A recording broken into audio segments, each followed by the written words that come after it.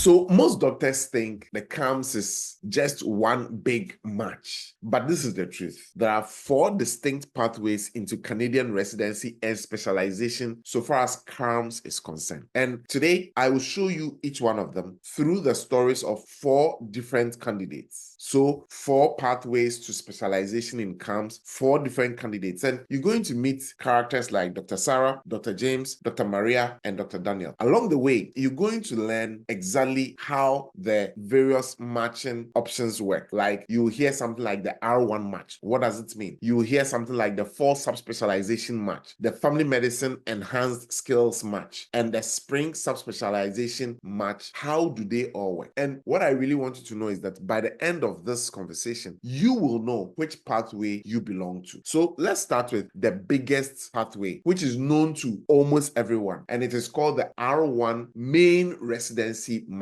You know, this is where most Canadian trained doctors will begin. And every year we have more than 4,800 applicants compete for training positions across all Canadian medical schools. This is also open to, internationally trained doctors as well. This is where a lot of people apply to. So I'm going to introduce Dr. Sarah Lee. So Dr. Sarah Lee is a brand new medical student, and she's hoping to get into internal medicine at University of British Columbia. So for her pathway is the R1 match. And how does R1 match work? There are 2 iterations of the R1 match. The first iteration is for graduating students and past graduates from Canadian, American, and international schools. So to qualify, what Dr. Sarah must not have is any prior postgraduate training in Canada or in the US. Okay, now the second iteration is for people who were unmatched, those who have had previous Canadian or US training, and those who did not apply to the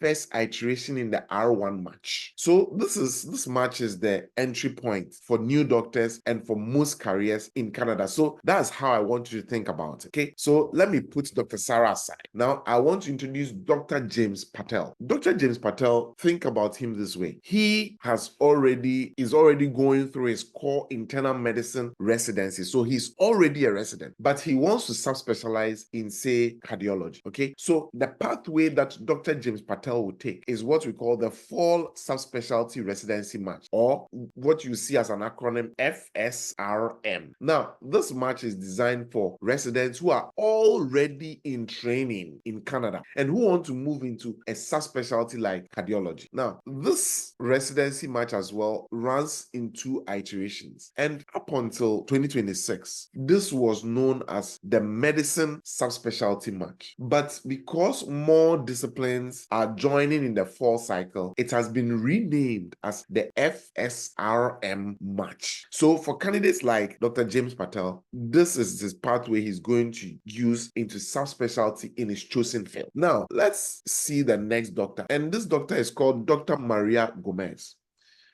Dr. Maria Gomez is already in family medicine residency and plans to do a subspecialty in family medicine. And the subspecialty she chose is, say, palliative care. So which match will best fit her? Remember, she's already in family medicine residency, right? So her pathway then becomes the family medicine enhanced skills match. So that's what we call the FMES match. Now, what is unique about this match? This match is for family medicine residents and graduates who want to pursue a category 1 enhanced skill. And when I say category 1 enhanced skill, what do I mean? Think about family medicine with specialization in emergency medicine. Think about family medicine with further training in palliative care. Okay? Think about family medicine with special training in sports medicine. Also think about, say, family medicine with special training in the care of the elderly. So you realize that you can go through family medicine and then subspecialize in Canada.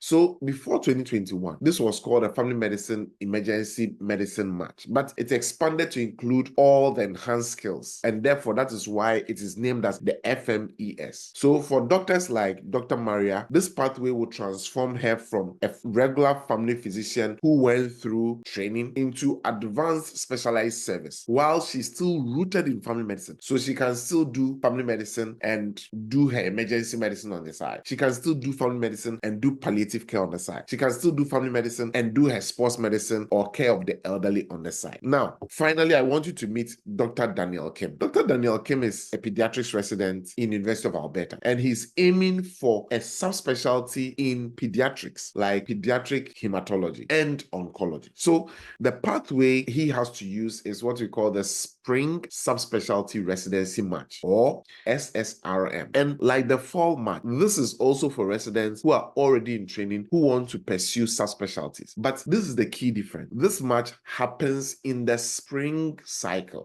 and until 2027, it was known as the pediatric subspecialty match. At that time, it was limited to pediatrics. But as more disciplines asked to join, it became the SSRM, opening spring as another gateway to enhanced skills training. And for doctors like Dr. Daniel, this pathway ensures timing doesn't hold you back in your subspecialty training. So let's recap everything. Remember Dr. Sarah? So Dr. Sarah's path is the R1 match for new medical graduates who are entering residency. Then Dr. James's path is for the fall subspecialty match for residents who are moving into subspecialties in the fall. And then Dr. Maria's path is the FMES match, which is family medicine residents who are pursuing enhanced skills. And then Dr. Daniel's path is the spring subspecialty match for residents who are subspecializing in the spring. So 4 pathways, 4 doors, but 1 match system, which is CaRMS. And your future depends on knowing which door is yours and walking through it prepared. So if you're preparing for CaRMS, don't just apply. What you need to do is to strategize. And at MedCognito, we help you to navigate every step. Your personal letters, your CVs, your interviews. So you are not just competing with people, you are standing out of the crowd. So what I need you to do is to subscribe, share this with a colleague, and tell me in the comments which CaRMS pathway is yours. All right, let's go. Just type it. Are you using which one of the 4 are you using? Are you using the R1 match? Are you using the fall subspecialty match? Are you using the FMES match? Or are you using the spring subspecialty match? Many people are going to fall into the R1 match category. I know that for sure. Okay, so subscribe to this, share this with a colleague, and let's keep the conversation going in the comment section. Because remember always that your match isn't just a process, it is your future.